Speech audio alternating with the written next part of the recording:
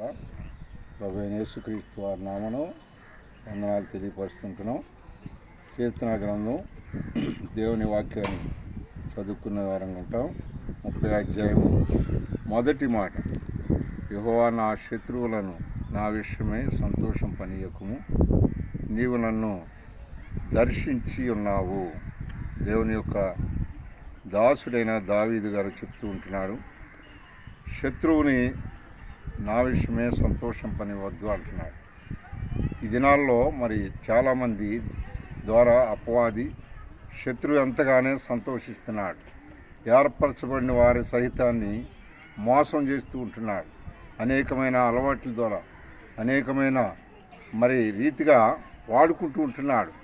కనుకనే దేవుని యొక్క బిడలమైన మనం దేవుని కొరకు పరిశుద్ధంగా, పవిత్రంగా, యథార్థంగా, నీతిగా, భక్తిగా బ్రతుకుంటే ఈ లోకంలో ఉన్నంత కాలము కూడా శత్రువు నీ విషయమే సంతోషింపడు, కానీ దేవుడు నీ విషయమే సంతోషించేవాడు ఉంటాడు. అటు రీతిగా దేవుడు నిన్ను, నీ బిడల్ని దేవుని బిడ్డలుగా ముద్రించి ఆయన కంచె కాపుదల నీకు, నీ కుటుంబానికి ఇప్పుడు ఎల్లప్పుడూ ఉండునుగాక. ఆమేన్.